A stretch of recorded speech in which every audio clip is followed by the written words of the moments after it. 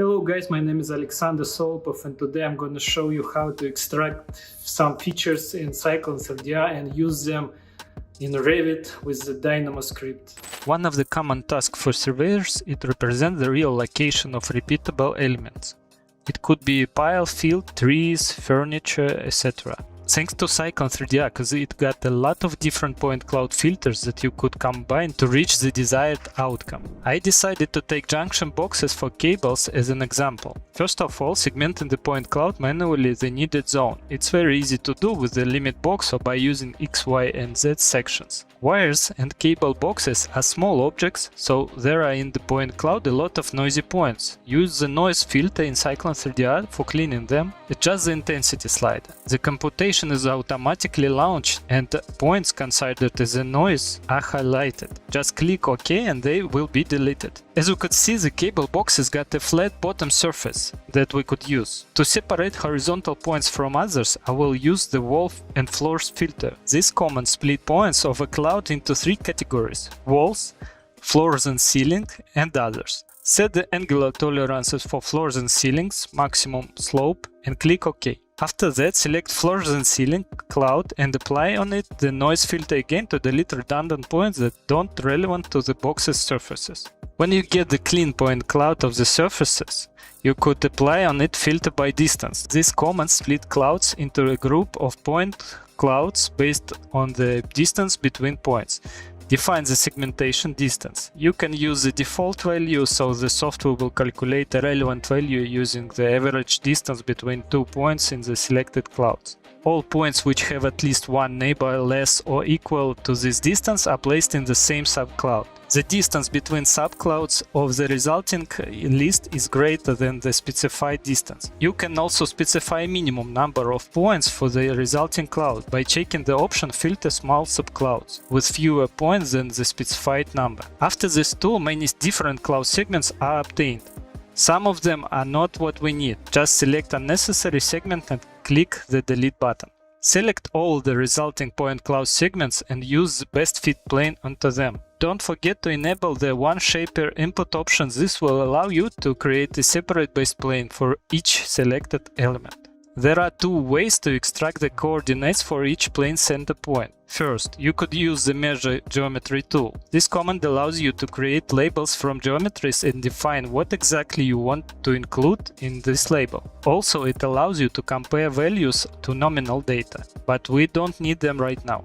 Select all labels and create custom chapter for them. After that, go to Report window and export all coordinates to CSV format. Or you could use a simple script that extracts all coordinates and output them into the script window. You could find it in description below. In Excel, you just need to split all data into 3 columns and delete all extra information. Save this file somewhere you could easily reach it and run the Revit. Open the construction project and go to Manage Dynamo menu. In a paired window, select Create New File and you will see the main Dynamo window. Here we need to add nodes that will represent our script. First of all, let's add Excel Read from File node. Then add File Path and File from Path nodes. Switch the Dynamo to manual mode. Specify the path to the Excel file in the File Path node. Connect them all together, and also you should add a code block node and enter there your sheet name from the Excel file. And connect this node with the sheet name from Excel Read from File node. Okay, next you should add nodes that will let you create virtual points from coordinates in the Excel file. It will be list transpose, list get item at index, number slider, which you should connect with index tab from the previous node, and select 0 value in the slider. Then copy 2 times these 2 nodes and switch the slider to the first and second values as I did it. After that, you could add the node point by coordinates and connect X, Y and Z values to the relevant list from previous nodes. Next, you should add family instance by point and family types nodes. Select the needed family in the family types node and connect it to the family instance. Then click Run button and you will see in the Revit window all specified elements. All of them are Revit native elements and placed at the point from Excel file. It's simple Dynamo script. You could improve it by adding rotation and size information for each element. To add more information about wires, you could create ortho image in Cyclone 3D. Left on the screen only cloud is needed for creating ortho image, and go to texture, extract ortho image. I choose background with similar color as my 3D model. In Revit, go to Insert, Decal and choose the decal types. Create a new one and add your ortho image. After placement, just extend it with the Revit scale tools to the correct size. Don't forget to switch to the realistic mode to see the image on your surface.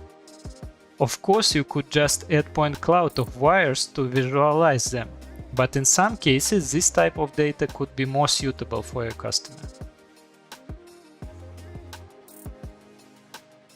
I hope you liked this video. If you missed something, as usual, you could find detailed explanation in the link below. If you have some questions, just send me a message or leave a comment. Thanks for watching and see you next time.